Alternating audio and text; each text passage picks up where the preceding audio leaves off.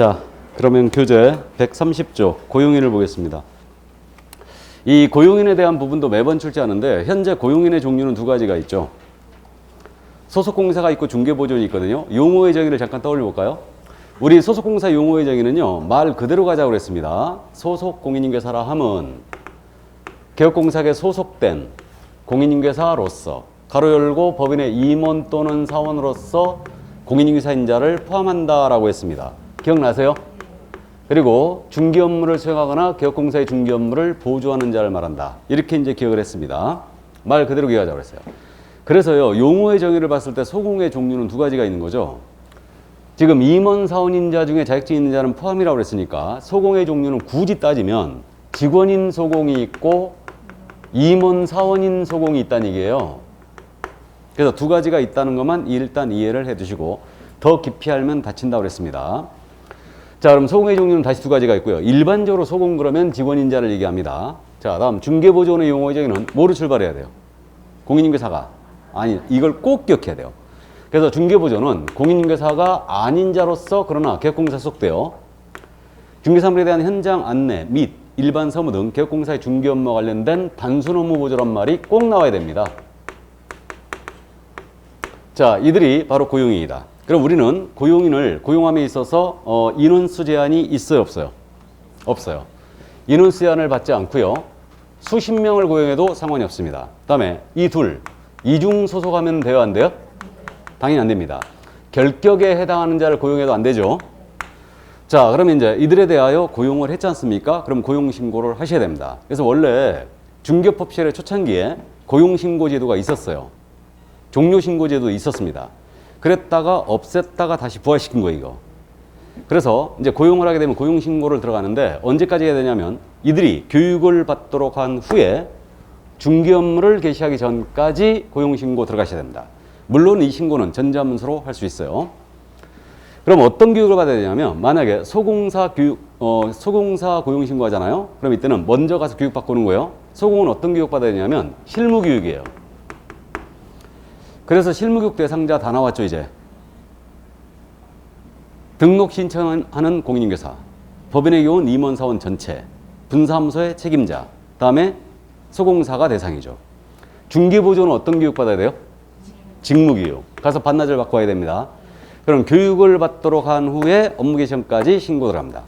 그럼 지금 법문의 표현이 교육을 받도록 한 후에 업무 개시험까지 신고하라고 그랬으니까 지금 현재 실무교육비 13만 원이죠. 직무교육비는 5만 원이에요. 교육비 누가 부담해야 돼요? 개공이 부담해야 돼요? 본인이 부담해야 돼요? 네? 법문의 표현을 봤을 때는 교육을 받도록 한 후에 그랬죠. 그러니까 교육비 내주세요. 그리고 보조원 고용신고 고용 들어가면서 고용하면서 가서 교육받고 오세요. 그리고 입 싹 씻지 말고 신사임당 한 장만 주지 말고 밥값도 줘야죠. 교통비도 주고 내 사람 만들어야 되니까. 그래서 어쨌든 그렇게 교육을 받도록 한 후에 일단 들어갑니다. 그럼 이때 그 소공사에 대해서 고용신고 들어갈 때는요, 소공은 도장 등록을 해야 되거든요. 잠시 후에 하는데 우리는 도장을 뭐라고 하느냐 하면 인장이라고 부를 거예요. 인장 등록 소공은 하셔야 됩니다. 같이 할 수 있어요. 그래서 소공사 고용신고할 때 인장 등록을 함께 할 수 있습니다. 이렇게 되고, 그러면 이때 소공에 대한 고용신고할 때 이자의 자격증 사본을 첨부하느냐? 안 합니다. 자격증 사본은 첨부하지 않아요. 직접 다 확인 들어갑니다. 그럼 이자 실무교육 받으라고 그랬죠, 소공은. 그럼 실무교육 수료증 사본을 첨부하느냐? 이것도 첨부하지 않아요. 직접 다 확인하게 되어 있습니다.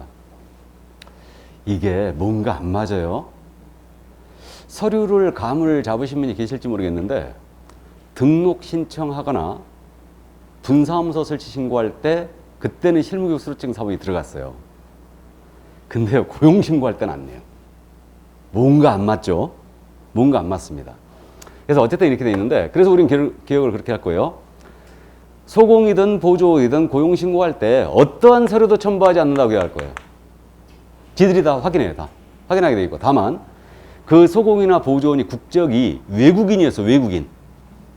뭐 실무적으로 외국인을 고용할 일이 거의 없겠지만, 그래서 어쨌든 외국인을 고용했다. 그럼 이 외국인은 직접 본인이 결격에 해당하지 아니함을 증명할 서류를 첨부해야 됩니다.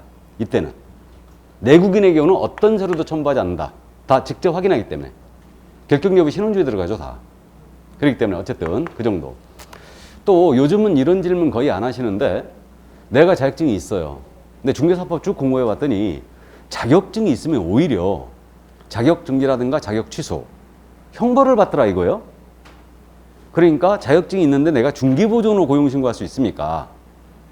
그런 질문들을 하는데 뭐 시험에 안 나오니까 뭐 물론 근데 소공입니다. 중개보조원으로 고용신고 될 것 같아 안 될 것 같아? 네?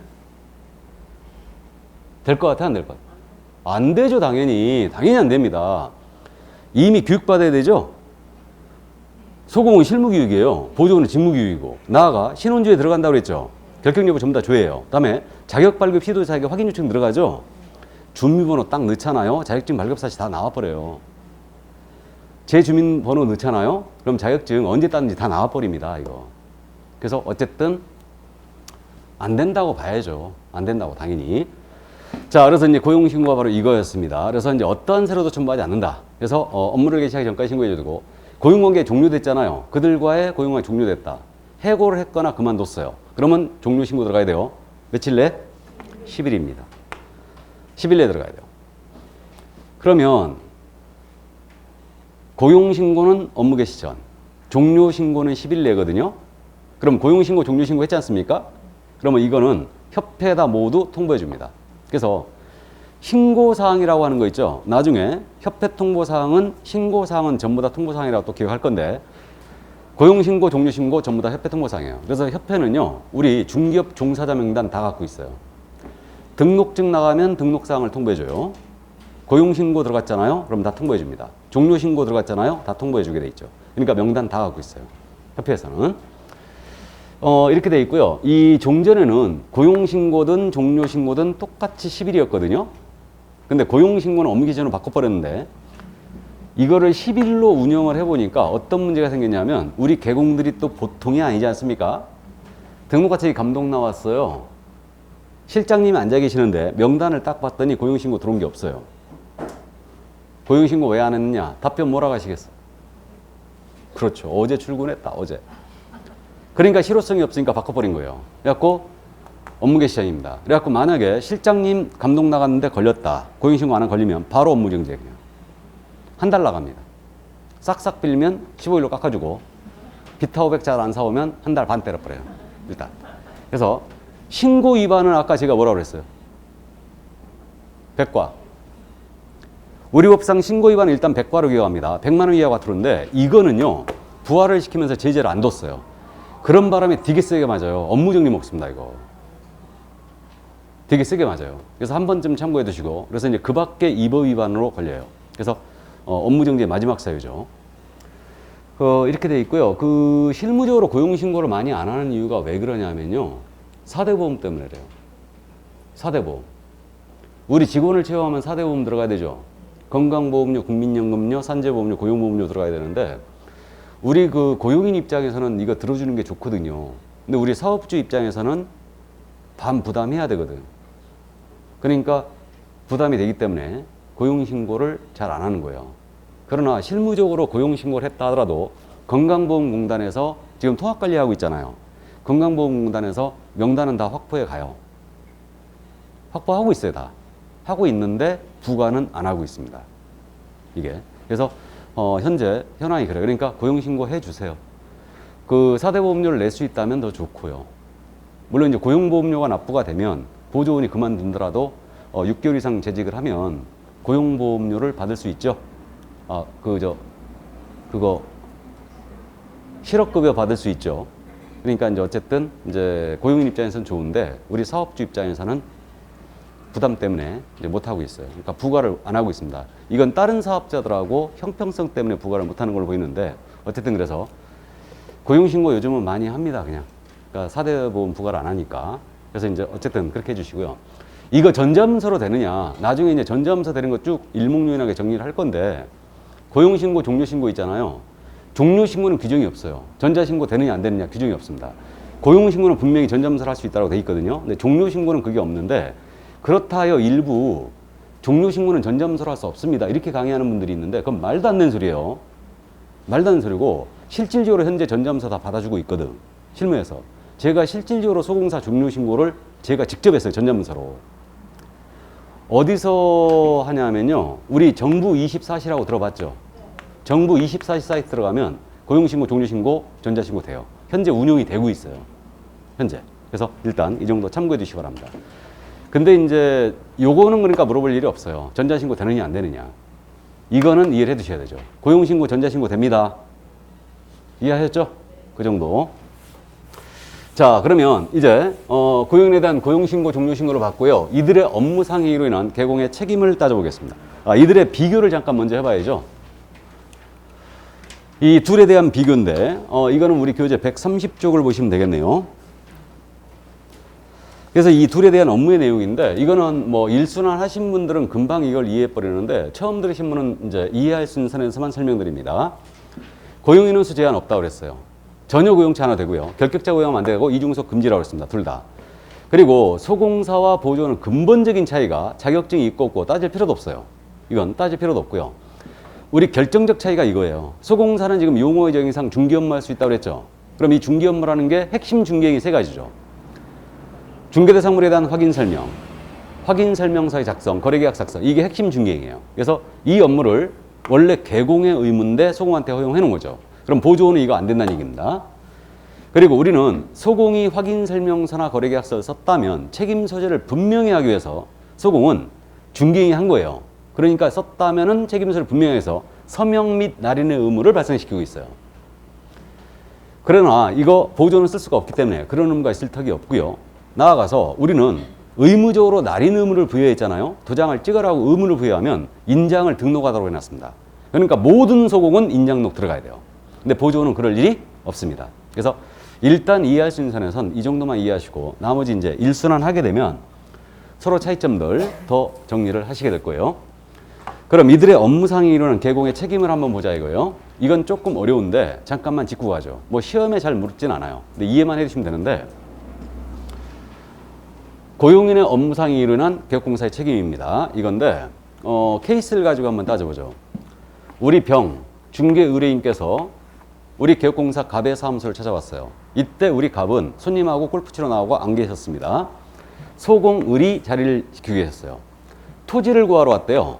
마침 의뢰받은 토지가 있어서 이 토지에 대한 정보를 소공께서 병에게 브리핑을 합니다. 근데 이 토지에는 소송이 제기된 사실이 있었어요. 이 사실을 숨긴 거예요. 그런 바람에 이 의뢰인 병이 계약금을 날리게 됐습니다. 그래서 재산상의 손해 3천만 원을 입게 된 거예요. 이 케이스를 가지고 둘의 책임을 따져보자 이거예요. 그럼 법상 책임은 항상 세 가지로 나눠집니다. 하나는 민사 책임, 또 하나는 행정, 그 다음에 형사 책임으로 나눠지는데 민사 책임이라는 것은 당연히 손해배상 책임이에요. 그럼 우리가 아직 공부를 다 안 했지만 우리 소공이 거짓말하여 손해 입혔죠 지금. 그러니까 당연히 손해배상 책임이 있겠죠? 당연히 있고. 그 다음 이제 행정 책임에 대한 부분은 소공은 자격증이 있더라 이거예요. 그러니까 자격에 대하여 취소나 정지를 할 수 있겠는가 이 문제예요. 그럼 우리가 아직 금지행위를 공부 안 했는데 물건에 대하여 소송이 제기됐다는 사실은 아주 중요 사실이죠. 그러면 이 거래상 중요 사항에 대하여 거짓된 언행을 한 거예요. 그럼 거짓된 언행을 했으면 이것은 금지행위 중에 하나입니다. 그럼 소속공인인계사가 금지행위를 해버리면 자격을 정지당할 수 있어요. 6개월 이하의 자격정지예요. 그래서 우리 소공은 6월 이하의 자격정지 처분을 받을 수 있고요. 형사책임으로는 거짓된 언행이 있잖아요. 그럼 이자는 1년 이하의 징역 또는 1,000만 원 이하의 벌금에 처하게 됩니다. 1-1이에요. 이게 소공의 책임이에요. 그럼 이자를 고용한 개공의 책임. 이자는 고용한 죄밖에 없죠. 골프 치러 갔다가 그냥 느닷없이 뒤통수 맞게 된 겁니다. 지금 이렇게 됐는데 지금 원래 법은 대원칙이 자기 책임의 원칙이에요. 행위를 한 자가 책임을 짐이 원칙으로 돼 있는데 현대 사회에서는 타인을 고용한 업무를 많이 하기 때문에 이 피해자를 두텁게 보호하기 위하여 타인을 고용한 자에게도 책임을 물리고 있어요. 이때는 법상 명문의 근거가 있어야 됩니다. 법에 명문의 근거가 있어야 되는데 우리는 어디서 그 근거를 찾고 있냐면 우리 법 15조 2항이에요. 이게 우리 법 15조 2항에 따르면 소속공인사 또는 중개보조원의 업무상 행위죠. 업무상 행위는 그를 고용한 개업공사 행위로 본다 그랬어요. 이 민법 시간에 공부했죠. 본다란 규정은 간주 규정이라는 거. 업무상 행위에 대해서만 개공이나 소공의 개공의 행위로 보는 거예요. 그래서 업무상의가 어디까지냐 이 문제는 이제 후일 더 하기로 하고 업무 관련성이 조금이라도 있게 되면 다 업무상의예요. 그래서 이 규정에 의해서 우리 개혁공사는 민사책임과 행정책임을 부담해요. 15조 2항에 근거해서. 그러면 소공이 의뢰인에게 손해입힌 행위를 개공행위로 간주했죠 지금. 그러니까 손해배상 책임 당연히 있습니다. 이렇게 돼요. 그럼 이때 우리 개공한테는 과실이 있었어요 없었어요? 없었어요. 고용한 죄밖에 없는 거예요 지금. 맞죠? 그러니까 이거는 무과실 책임이라고 해요. 무조건적인 책임을 지는 겁니다. 그럼 개공이 책임을 진다 하여 직접 행위자인 소공이 책임을 면하느냐? 면하겠어요? 못 면하겠어요? 못 면합니다. 그럼 이 둘은 3천만 원 손해배상금을 연대하여 부담을 합니다. 연대 책임이에요. 그럼 연대란 말은 뭔지 알죠? 똑같은 책임 진다는 얘기예요. 그러니까 이 3천만 원 손해를 병은 을한테 청구하면서 똑같이 3천만 원을 갑한테도 청구할 수 있죠. 그럼 이자는 6천만 원 배상받는 거예요? 그거 아니죠. 둘 중에 한 명이 갚아버리면 끝나는 겁니다. 그냥 이렇게 되는 거예요. 그래서 동시 선택적으로 손해배상금을 청구할 수 있는데 이것을 연대 책임이라고 그러고 이 연대를 부진정 연대라고 불러요. 일단 연대 부진 같은 게 진정 연대라 하는데 진정 연대는 그냥 연대 이렇게 부르고 법이 특별히 피해자를 두텁게 보아 연대 관계를 인정한 경우가 있는데 이것을 부진정 연대라 이해하면 돼요. 그래서 우리 개공은 소공과 함께 부진정 연대 성격의 무과실 손해배상 책임을 지게 돼요. 그리고 행정 책임으로는 이자는 등록이 있죠. 그러니까 등록 취소나 업무 정지를 먹을 수 있는 이 문제인데 개공이 직접 거짓한 걸로 간주해버려요. 그럼 개공이 금지행한 걸로 간주가 돼서 결국은 개공은 등록을 취소할 수 있어요. 또는 업무 정지도 먹을 수 있습니다. 그리고 마지막으로 형사책임인데 형사책임은 우리가 지난주에 양벌 규정을 공부했어요. 양벌 규정. 기억나세요? 양쪽을 다 벌한다고 그랬죠? 소공이나 보조원이 업무상의로 징역벌금 위반하면 개공을 벌금 처벌한다고 그랬어요. 해당 업무에 따라 상당한 주의와 감독을 다한테는 그러지 아니하다 그랬어요. 그러니까 양벌 규정에 근거해서 개공은 벌금형으로 처벌됩니다. 이때 소공이 위반한 행위가 1-1이었죠. 그럼 개공은 얼마 이하의 벌금? 1,000만 원 이하의 벌금이라는 얘기죠. 이게 이렇게 처벌돼요. 이렇게 처벌되고 형사재판이 열려갖고 우리 소공한테 만약에 400만 원 벌금이 선고가 됐다. 개공도 똑같이 400만 원 선고받는 거 아니에요. 똑같이 받을 수도 있고 더 받을 수도 있고 덜 받을 수도 있고 안 받을 수도 있어요. 이 업무에 하나 상당한 주의와 감독을 다했을 때는 그러하지 아니하다 그랬으니까 이게 선고행위 같은 건 아니다. 법정형만 같습니다. 그러니까 지난주에 했던 내용이 양벌 규정이 적용돼서 개공이 300만 원 이상의 벌금을 받았다 하더라도 이는 결격이 아니라는 거. 이걸 꼭 기억하시라고 그랬고 그러면 개공은 결국 소공의 업무상의로 손해배상 책임, 연대 책임을 부담하고 이건 무과실 책임이에요. 등록 취소는 업무직을 먹을 수 있고 나아가 벌금형도 받을 수 있어요. 그러니까 고용인을 철저히 관리 감독하라는 얘기죠. 그 얘기예요. 이게 실무적으로요. 이 손해배상 책임 있죠. 이건 무과실 책임이에요. 보조원이나 소공이 의뢰인에게 손해 입혔다. 절대 책임 못 면해요. 다 뒤집었습니다. 개공이. 이거는 실무적으로도 그래요. 완전히 다 뒤집으시죠. 근데 행정책임과 형사책임은 굉장히 엄격히 해석해요. 이건 생계에 막대한 타격을 입히기 때문에. 그래서 어쨌든 그 정도 이해만 해주시기 바랍니다. 자, 그럼 여기까지. 이게 바로 고용인의 업무상에 일어난 개공의 책임이었습니다. 이 정도 이해하시고 133쪽에 고용신고, 종료신고 서식이 있죠. 거기 소공사 인장등록신고서랑 같이 돼 있죠. 그렇기 때문에 고용신고할 때 인장도 같이 할 수 있어요. 이게. 그래가지고 우측 하단에 소공사 등록인장 인 찍는欄이 있죠. 거기에 꽝 찍어갖고 들어가면 소공 인장록 돼버리는 거고요. 고용신고할 때. 거기 그 옆에 유의사항이라고 하면 돼 있지 첨부 서류가 없죠. 그러니까 고용신고할 때요. 직접 다 확인 들어가기 때문에 첨부 서류가 없어요. 다만 고용인이 외국인인 경우만 결격에 해당하지 아니함을 증명하는 것을 첨부합니다. 자, 그럼 그 정도 감 잡아두시고 한 장을 싹 넘기면 사용자 책임이 나와 있고요. 이게 개공의 책임이에요. 넘어가면 인장 등록이 나옵니다. 137조.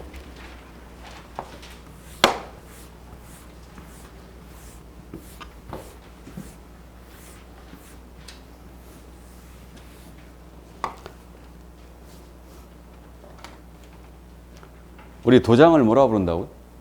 인장. 자, 보겠습니다. 인장 등록. 그 인장 등록 역시 우리 법 제17조인데요. 거기 의무자 있죠. 의무자 부분에 그 밑에 써 있는 말이 우리 법 제17조. 17조가 아니고 16조. 인장 등록이 실려 있는 겁니다.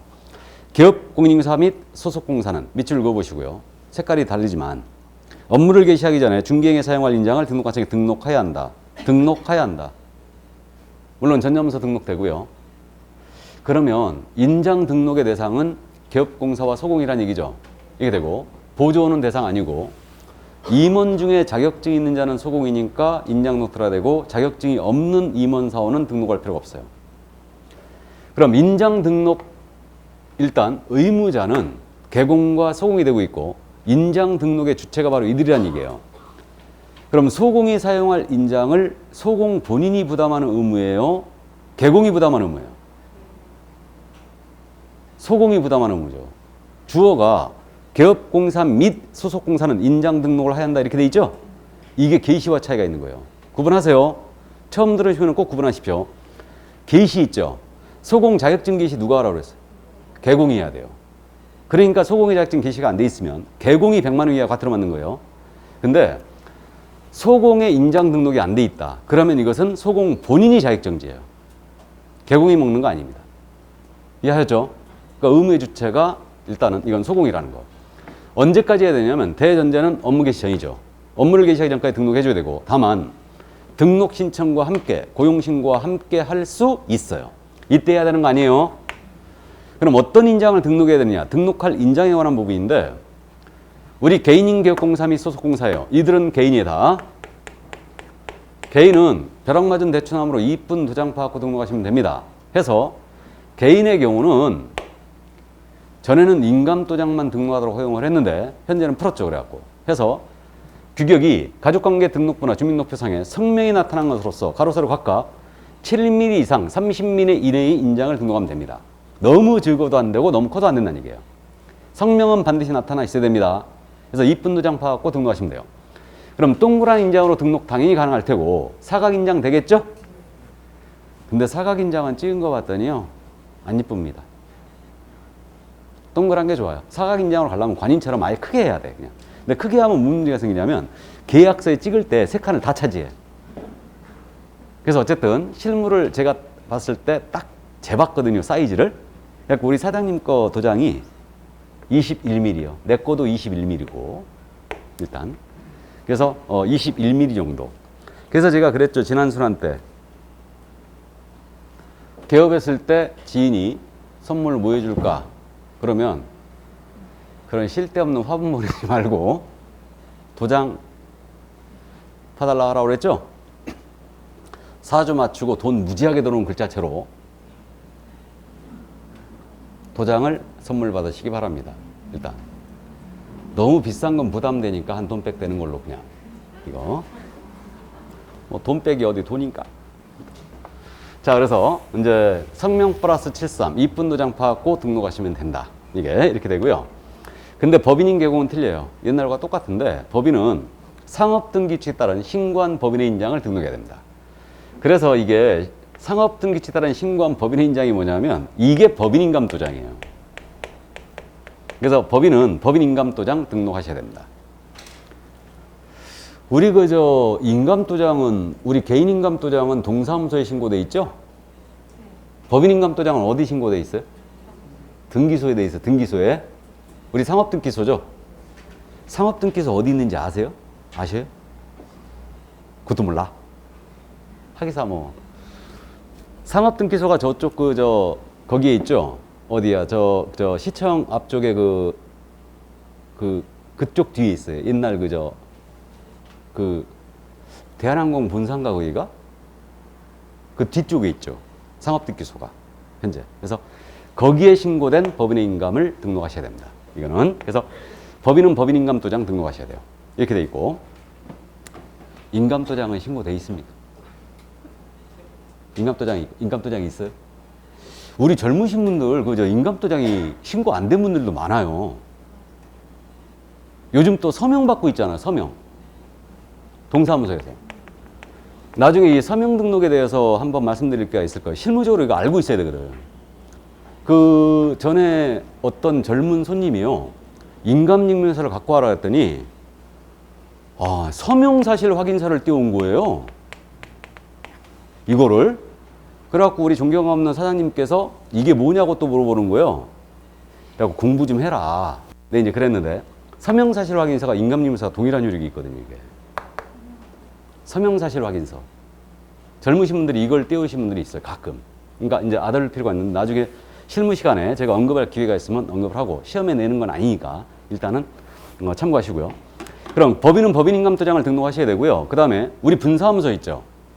분사함 사용할 인장은 법인의 대표자가 보증하는 인장을 등록할 수 있다 이렇게 돼 있어요. 법인의 대표자가 보증하는 인장을 등록할 수 있다. 그러면 분사무소 인장 등록 안 해도 된다? 아니 하긴 해야 된다. 하긴 해야 된다. 아까 우리 신고확인서 봤죠? 거기 도장증이 있었죠? 그러니까 반드시 등록을 해야 됩니다. 근데 왜 등록할 수 있다라고 돼 있을까? 이건 선택권을 준 거예요. 선택권을. 그럼 예를 들어서 노원구에 주된 사무소가 있는 법인이에요. 그럼 여기 등록된 인장은 법인인감도장이 등록돼 있겠죠? 법인인감이 등록돼 있어요. 근데 이 법인이 강남구에다가 분사무소를 설치한 거예요. 법인의 지점. 그러니까 상법은 분사무소를 지점이라고 부르고 우리는 분사무소, 민법상 표현이죠 이게. 민법에서는 분사무소라고 불러요. 지점을. 그럼 분사무 사용할 도장으로 법인인감 도장만 등록하도록 한다면 이건 무지한 불편을 초래할 수 있어요. 그러니까 선택권을 준 거죠. 이걸 등록하지 않는다면 대표자가 보증하는 인장으로 등록할 수도 있다는 얘기입니다. 그럼 대표자가 보증하는 인장 이걸로 등록할 수 있다. 그래서 선택권을 준 거예요. 그럼 이거 실제로 시험에 그렇게 물어본 적이 있는데 분사함 사용할 인장으로는 법인의 대표자가 보증하는 인장으로만 등록해야 한다. OX. X죠. 뭐. 이게. 선택권을 준 건데 그럼 대표자 보증 인장이 뭘까? 이거는 시험에 묻지 않습니다. 그러니까 이해만 해두시는데 간단하게 대표자 보증 인장은 우리가 상법상 지배인이란 분이 계시거든요. 지배인인감으로 해석하고 있어요. 이거는 등기소에 신고돼 있어요. 지배인들은 그 사용할 인장을 등기소에 신고할 수가 있는데 그걸 얘기하고 있고 지배인이 쉽게 우리로 돌아오면 은행 지점장들 있죠? 지점장들. 이분들이 지배인이 지고 있고 우리로 돌아오면 지점장이 누구예요 지금? 분사무소. 책임자죠. 그러니까 우리 분사무소 책임자가 분사무소에 대한 지점 느끼를 하면서 자기가 업무에 사용할 도장을 등기소에 신고해 놓을 수가 있는데 이게 바로 대표자 보증 인장이다. 그러니까 우리 법인은요. 주된 사무소든 분사무소든 등기소에 신고된 인감이 아니면 절대 등록 못해요. 그래서 법인은 사용인감이라는 게 있는데 이건 뭐 자세히 설명은 안 할 텐데 이건 개인으로 따지면 막도장과 똑같아요. 그러니까 이건 절대 등록 못합니다. 법인은 등기소에 신고된 인감만 등록이 가능해요. 왜 그러냐면 인감증명서 제출로 인장 등록을 들어가거든요. 그러니까 인감증명서 발행이 안 되는 거는 법인은 안 된다는 얘기예요. 자, 그럼 이 정도 감 잡아두시고요. 그러니까 대표자 보증인장은 상법상 지배인 인감을 얘기한다. 그런 것만 이해하시고 그럼 이제 등록 장소예요. 어디다 등록해야 되냐 문제인데 당연히 등록관청에 등록하죠. 주의할 점은 분삼 사용할 인장이 있죠. 주된 사무소 등록관청에 들어가야 되죠. 그러니까 강남구 분삼 사용할 도장 노원구청장에 등록 들어와야 돼요. 주된 사무소 등록관청에. 그래서 이 점 이해해 두시고 등록 인장을 분실했어요. 그러면 7일 내 변경록 하셔야 됩니다. 7일. 우리가 보면 가장 중요한 숫자 7일. 그래서 나중에 7일은 통째로도 암기 들어갈 거예요. 7일, 10일은. 그래서 7일 내 인장의 변경 등록을 들어가셔야 됩니다. 일단은 이렇게 돼요.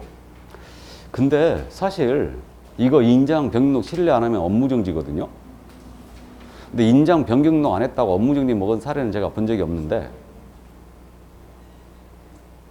예를 들어서 오늘 도장을 분실했어요.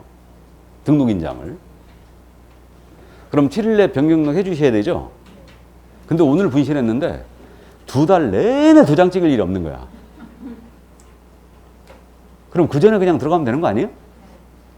잊어버렸는지 지가 어떻게 알아? 그죠? 근데 법인은 달라요. 법인은 법인인감도장 등기소에 변경 신고했잖아요. 그러면 그때로부터 7일 내 변경록 들어가셔야 됩니다. 법인은. 자, 그래서 어쨌든 7일 내 백록으로 하는 거고, 등록의 방법은 인장 등록, 변경 등록 신고서가 있습니다. 이걸로 들어가면 원칙인데, 법인은 법인인감 증명서 제출로 가름합니다. 상업등기칙에 따른 인감증명 제출로 가름한다 그랬는데, 상업등기 규칙에 따른 인감증명서가 뭐냐면 이게 법인인감증명서예요. 이거 한 통 떼다 갖다 주면 끝이라는 얘기입니다. 법인은. 틀리죠? 그러니까 우리는 이제 시험에 대비하니까 이것도 약간 해석상 문제가 좀 있는데, 개인의 경우는 신고서로 들어간다고 기억하세요. 그냥 법인은 법인인감증명서 갖다 주면 끝이다. 그냥 그렇게 하시면 돼요. 물론 이것은 전자문서로 다 됩니다. 제가 이거는 확인 안 해봤는데 인장 등록 지금 전자문서 안 될 거예요. 근데 이론적으로는 인장 등록 전자문서 할 수 있다 없다? 있다. 일단 그렇게 이해해 두시고요. 그러면 인장은 업무와 많이 관련돼 있죠? 그럼 개공이 인장을 등록하지 않았거나 미등록 인장을 사용했다. 중개행위에 업무정지. 소공은 자격정지예요. 일단 자, 그래서 인장 여기까지 이해를 해두시고, 뭐 크게 어려운 점이 없어요. 이거는 장난치는 것도 없고. 거기 그럼 140쪽에 인장 등록, 등록 인장 변경 신고서가 있죠. 그래서 그 신고인 들어가 있고요. 개공의 종별 표시되어 있고, 중개사무소의 명칭, 소재지, 등록번호 다 쓰게 되어 있고요. 다음에 이제 등록 사유 그래갖고 개설등록인지, 등록인장 변경인지, 분실인지, 회수인지, 그 밖의 사유인지 이걸 이제 기재를 하게 되어 있고요. 거기 근데 첨부 서류에 중개사무소 등록증 원본이라고 되어 있죠. 그거 동그라미 쳐놓으세요. 이거 인장 등록이나 변경 들어갈 때 왜 등록증 원본 첨부하는지 느낌 와요? 우리 그 중개사무소 등록증 서식 기억납니까? 등록증 서식이든 신고 확인서 서식이든 모두 도장 찍란이 있었죠. 그러니까 인장 등록이나 변경할 때 등록증 원본을 첨부하게 돼 있어요. 이해하셨죠? 거기다 찍어야 되니까 등록증 원본 첨부하게 돼 있습니다. 자, 그럼 그 정도 이해를 해 두시면 되겠네요. 자, 그럼 이제 141조 휴업 및 폐업으로 들어갑니다. 휴폐업으로 들어왔는데 역시 매번 출제하죠, 이거. 그럼 중개사무소를 쉬는 게 휴업이고 문을 닫아버리는 게 바로 폐업입니다. 그럼 거기 휴업신고, 거기 동그라미 1번 있지 않습니까? 그거 잠깐 읽어드리면, 개업공인중개사는 3개월을 초과하여 휴업을 하고자 하는 경우는 3개월 초과의 밑줄, 휴업을 하고자 하는 경우는 국토교통부령이 정하는 신고서에 중개사무소 등록증을 첨부하여 등록관청에 미리 신고해야 한다. 미리 신고의 밑줄.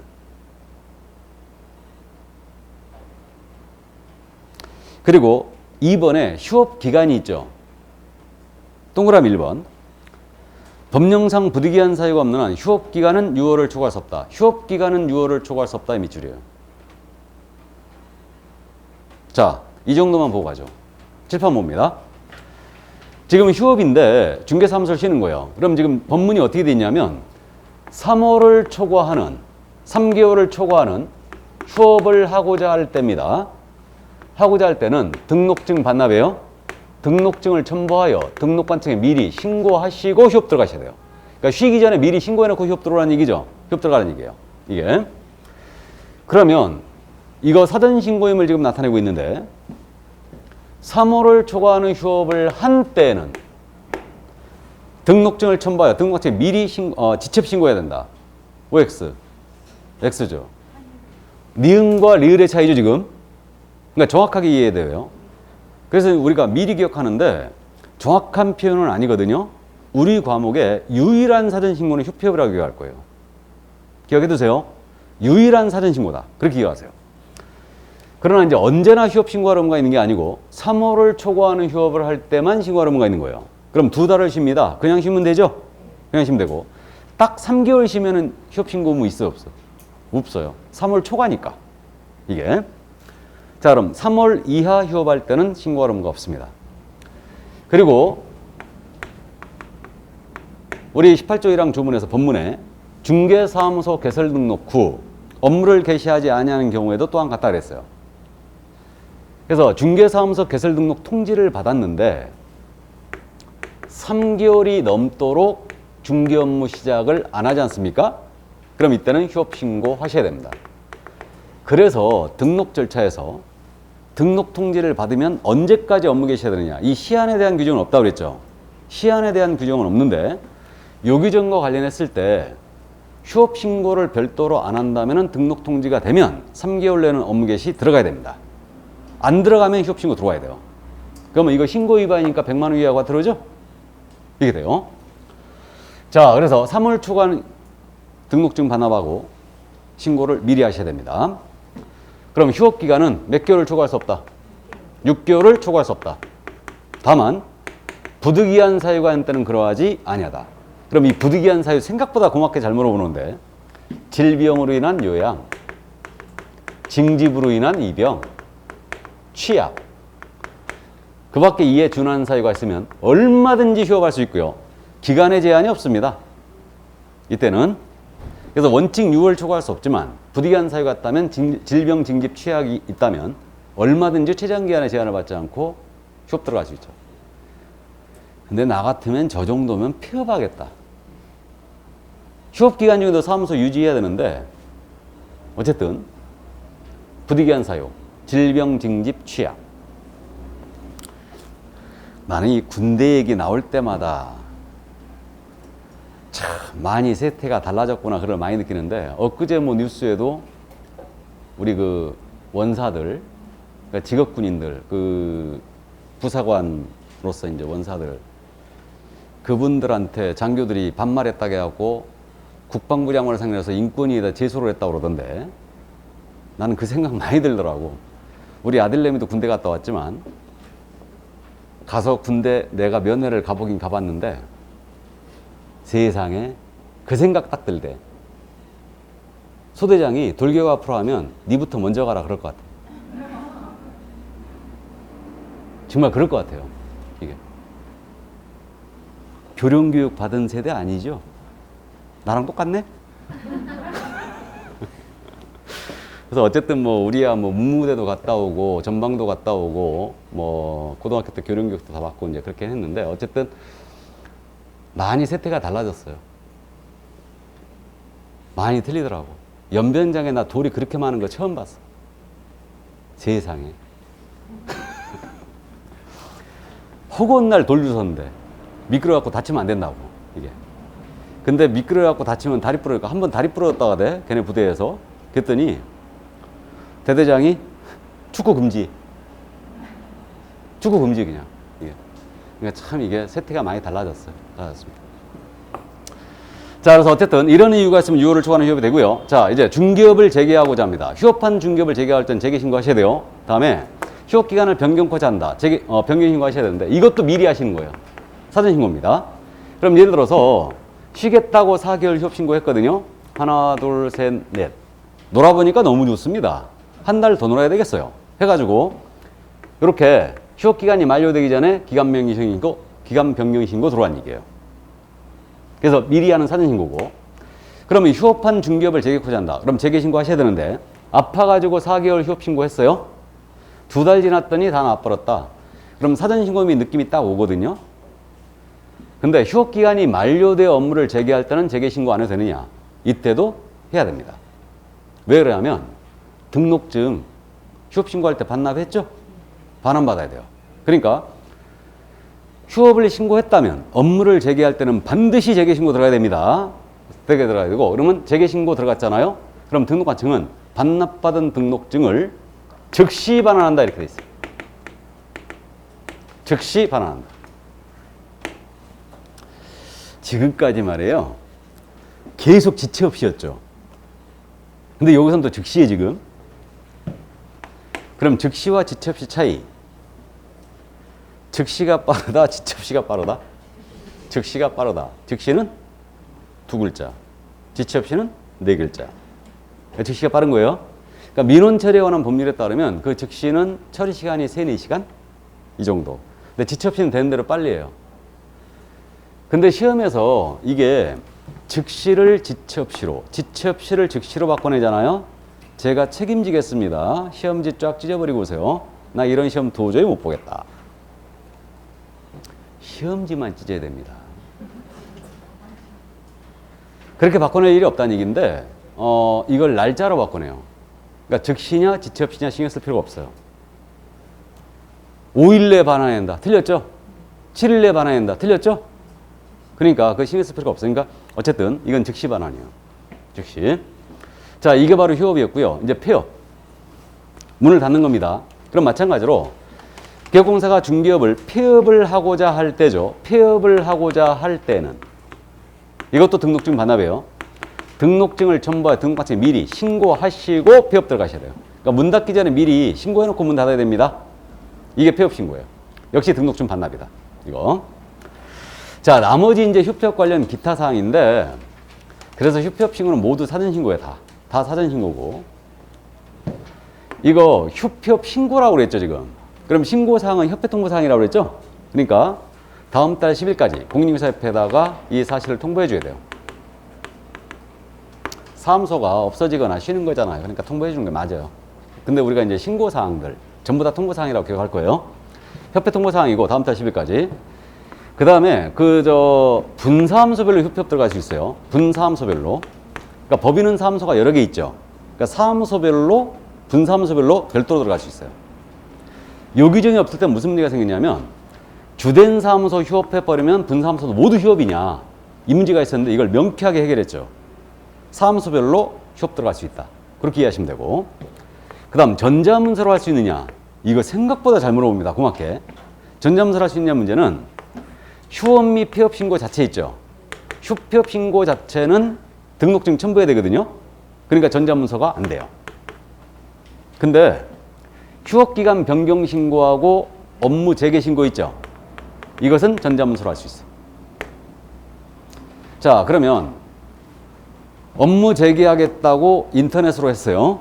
업무 재개하겠다. 등록증 반환받아야 된다고 그랬죠. 어떻게 반환받아야 돼? 아쉬운 놈이 갔다 오거나 오토바이로 보내달라고 해야 되죠. 그래서 어쨌든 재개 신고, 기간 변경 신고, 전자문서 됩니다. 근데 휴폐업 신고 자체는 안 돼요. 기억을 꼭 해주시고. 아주 잘 물었던 부분입니다. 그리고 이제 작년에 또 신설이 됐던 게 우리 영업을 해보신 분은 아시는데 우리 구청, 그러니까 등록관청이라 하겠습니다. 이제 등록관청에 가서 중개사무소에 개설 등록을 하잖아요. 사업자 등록은 세무서 가서 하죠. 그럼 중개업에 대한 휴폐업 신고와 사업자 등록에 대한 휴폐업 신고 있죠. 별개죠, 이건. 별개예요. 그러니까 중개업에 대한 휴폐업 신고하면은 사업자 등록에 대한 휴폐업을 신고해 줘야 돼요. 세무서에 가서. 근데 이거를 이제 약간 간소화 차원에서 중개업에 대한 휴폐업 신고를 등록관청에 하면서 사업자 등록에 대한 휴폐업 신고서를 같이 낼 수 있어요. 그러면 등록관청이 세무서에 송부해 줍니다. 그럼 거꾸로 사업자 등록에 대한 휴폐업 신고를 하면서 중개업에 대한 휴폐업 신고서를 같이 낼 수 있어요. 그러면 세무서장이 등록관청에 중개업 휴폐업 신고서를 송부해 줍니다. 그럼 우리 중개업 휴폐업 신고서를 제출한 것으로 간주해요. 무슨 말인지 이해되셨어요? 그러니까 이렇게 했으면 참 좋았을 거예요. 최첨단 정부, 전자정부로 현재 가고 있으니까 중개업에 대한 휴폐업 신고만 해버리면 이와 관련된 사업자는 또 그냥 휴폐업 되는 걸로 했으면 좋았을 텐데 그게 아니에요. 그게 아니고 신고서를 별도로 내야 돼요. 그러니까 등록관청에 가서 중개업에 대한 휴폐업 신고서를 내면서 부가세법에 따른 사업자 등록에 대한 휴폐업 신고서를 같이 내줘야 돼. 그러면 송부해 줍니다. 물론 나는 시간이 많아서 죽겠으니까 세무서 별도로 가겠다. 상관없죠? 그 다음에 세무서장에게 사업자 등록에 대한 휴폐업 신고서를 내면서 중개업에 대한 휴폐업 신고서를 같이 낼 수 있다는 얘기예요. 이해하셨죠? 그럼 제가 아주 즐겨 쓰는 지문인데 중개업에 대한 휴폐업 신고를 한 경우에는